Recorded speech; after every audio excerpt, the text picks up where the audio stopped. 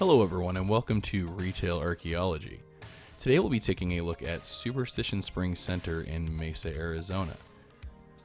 First, let's take a quick look at the map so we can get an idea of the size and shape of this mall. And this is actually a mall that I grew up going to and one that we've covered on the channel in the past, but it's been a very long time.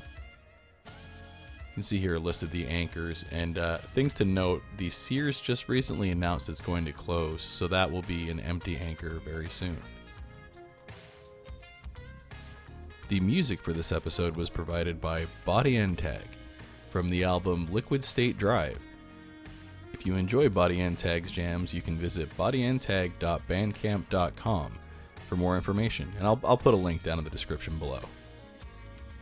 Superstition Springs Center opened in 1990, and I remember coming here when the mall opened and it being very, very busy, and that's actually one of the reasons why I wanted to revisit this mall, is because I had heard reports that it's not doing well, that it's not nearly as crowded as it used to be, and it's starting to have a lot of vacancies.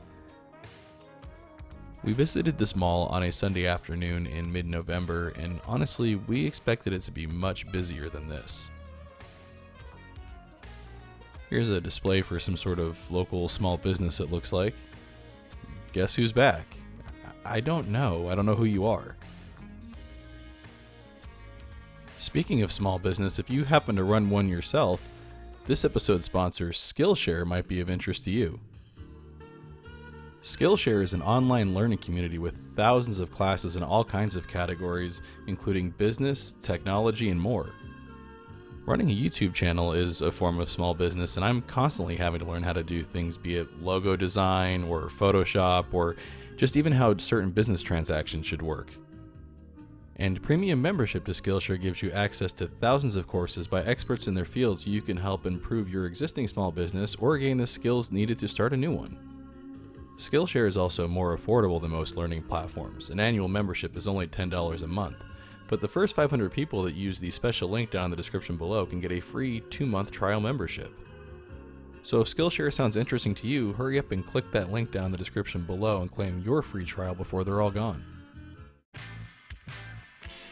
This mall and Fiesta Mall were probably my two main childhood malls, and we used to frequent Fiesta Mall quite a bit until this mall opened in 1990, and then we pretty much started coming here almost exclusively. So it's interesting to see that this mall is kind of starting to struggle when the opening of this mall is what caused Fiesta Mall to start to struggle. Currently the mall is managed and owned by Macerich, but when it originally opened it was a joint venture between Westcor and General Growth Properties. This store really caught our eye.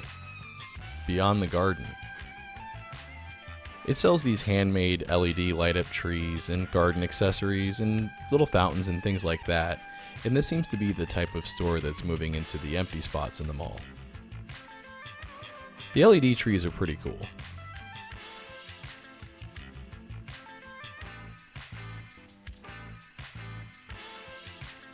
Pretty cool, but I was kind of shocked when I saw the price on them. It's pretty funny that the tree turned green right when I had sticker shock. You know, and I don't know, that might be a fair price for this. From what I understand, these are handmade, and it seems like a lot of labor goes into them. And here's some of these small garden fountains that they sell. But we'll take a look at the mall's main fountain here in a minute. Here's another example of independent shops that are going in. Is this quite a unique boutique, and I remember when the mall opened, this was actually a dollar store. And not like a 99-cents only store. It sold like the cheap Chinese crap like inflatable guitars and things like that. But let's go ahead and take a step outside into the courtyard of the mall. And this was always one of my favorite areas when I was a kid, because there used to be a playground right across from there that had a giant Gila monster slide that was freaking awesome. Something else that used to be out here when I was a kid was lots and lots of people. It was really weird to see it empty like this on a really beautiful day. There also used to be a really cool fountain right there, and they removed it and replaced it with the fountain that you're seeing further in the background, but I always liked the original fountain better. And this TJ Maxx at one point used to be a Borders, or at least there was a Borders there. I'm not sure if it's the same building. And before that, there was a Luby's Cafe there. Here's a closer look at the mall's main fountain, and this actually doubles as a stage as well. During the spring, they have free outdoor concerts out here.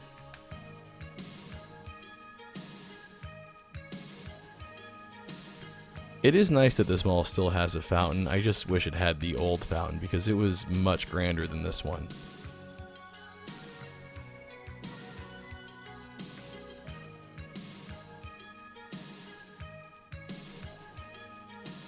Let's take a little bit of a closer look.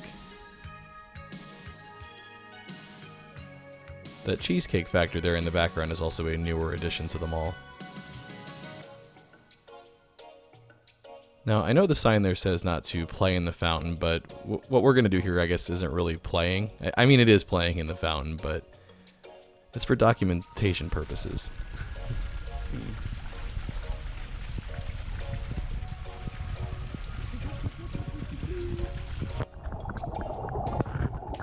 I love seeing what the inside of different mall fountains look like.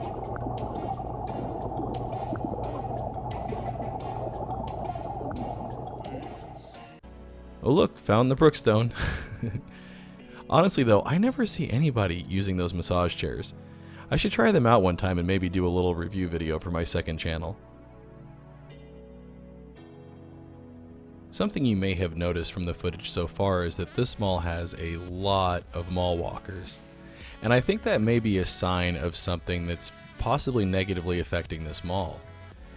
It seems like the demographics in this area have changed quite a bit. When I was a kid, there were a lot of families here with young kids and teenagers and things like that, but now the demographics of the area seem to be a lot of retired people and elderly people, and there are actually quite a few retirement communities around the mall itself. You'll notice a lot of these mall walkers, though, don't have shopping bags in their hands. We're coming up here on one of the mall's original anchors, Dillard's. And this particular store has some special childhood memories for me because we got our first computer here, a Packard Bell 486. Let's go ahead and hitch a ride on this escalator up to the second floor, and unlike a lot of malls I've been in recently, all of the escalators and all of the elevators work here. One of the things I love about this mall is how bright it is. There are a lot of skylights in here.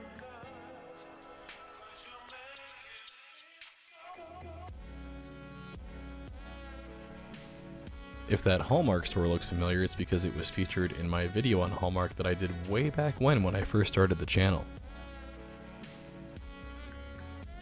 When I was a kid, that T-Mobile there all the way at the end was a Babbage's, and I used to spend a lot of time in there looking at computer games. I'm still kicking myself for not buying that Atari Jaguar when it was on clearance for $20 there. There's another local independent shop, Blessed, and it's right next to what used to be a pet store and is now a pet rescue place. Let's take a closer look at this pet rescue. I love these places. When this was a pet store way back when, this was a horrible pet store. I had a friend that bought a dog here way back when, like right after high school, and the dog was so sick when they brought it to the vet. It had multiple parasite infections. She ended up having to spend about $1,000 in vet bills just to get the dog healthy, and that was after spending a fortune already. And there's lots of good boys like this one that are available for adoption much cheaper, and they're much better taken care of than the puppy mill dogs that you used to be able to buy in this store. There's another one of those beautiful skylights.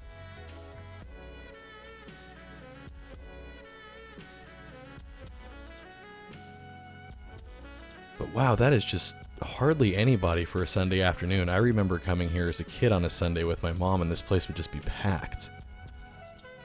The Macy's there is not one of the mall's original anchors. That building was actually going to be a Broadway Southwest store when the mall opened, but it actually never opened, and then a few years later ended up opening as a Robinson's May, and then it eventually became the Macy's that it is today.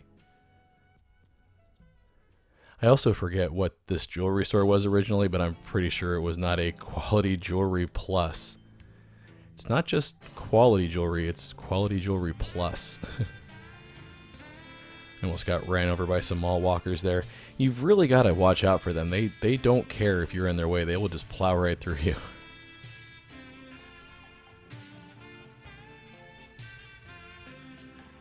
Here's what I think is the biggest skylight over the center point of the mall, and this seems to be the busiest area of the mall. The food court is up here on the second floor, and then the JCPenney across the way there is another one of the mall's original anchors.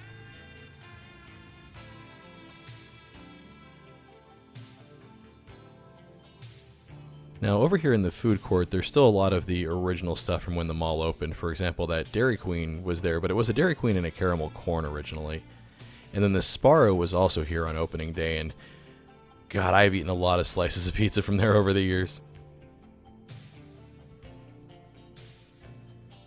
Now this Sarku, I believe, used to be a McDonald's, I'm pretty sure, and before that it was actually a burger place called Broiler Works when the mall opened, and that was another place that I used to love eating. And now this closed spot, well, it's open now. This was a Subway that just closed recently, and it's another one of the mall's opening day things, but some sort of soda fountain's going in there now. And it's right across from this carousel. And in this spot used to be the Pocket Change Arcade, which was freaking amazing. I loved that place. That when it first opened, it had a big Western shooting gallery light gun game in the front. Man, I really missed that. The food court seems to be the busiest part of this mall. And the mall seems to be suffering a rot from the outside in, where the anchor stores at the ends don't seem to be drawing the kind of traffic they used to, so it's the stores at the ends that are kind of languishing first. And you'll notice that the further we get away from the food court and the center of the mall, the fewer and fewer people you'll see. It's almost like being in two different malls here. This isn't a dead mall yet, but that may be what's in its future. Speaking of dead malls, here's Action Hero Studios. This is an escape the room type place, and it recently moved over from Power Square Mall. And then there's Hippies R Us, the head shop. This used to be next door to the Sears, but they've moved into a bigger spot now. And if you want to see what's actually in there, you're going to want to check out my second channel, where I'm going to have a short little video tour of that store. I didn't want to include it in this video just in case it got demonetized, because there's some interesting things in there. You're going to want to check it out.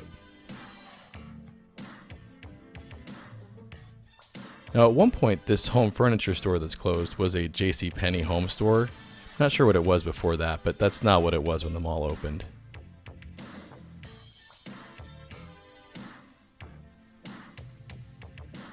See what I mean though? Looks quite a bit different from the food court that's at the center of the mall. Now this is a little like World War II / aviation museum, and I was kind of upset because I thought it was closed when we got here, but it looks like it's actually just temporarily closed for renovations. But this is a pretty neat thing in this mall. But also, again, when a mall is struggling is when you start to see these kind of things in them.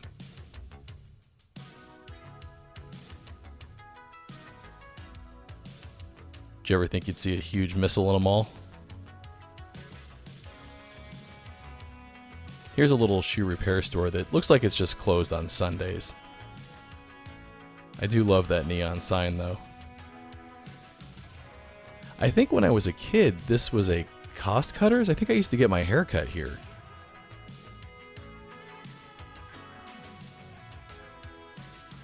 It's weird that it's a shoe shop now.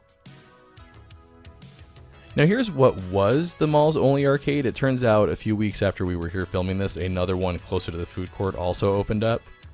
But this is Zap, and I think that Zap sign actually came from the recently closed Paradise Valley Mall location.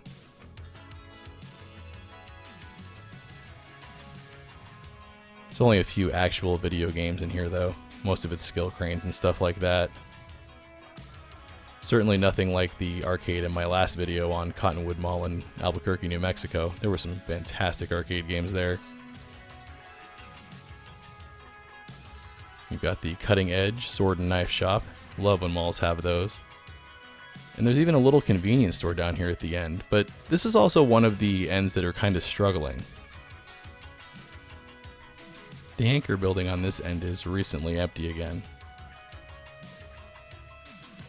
And here's the Fletcher Music Center. This has been here since the mall opened. This is an organ store, and this store always cracked me up.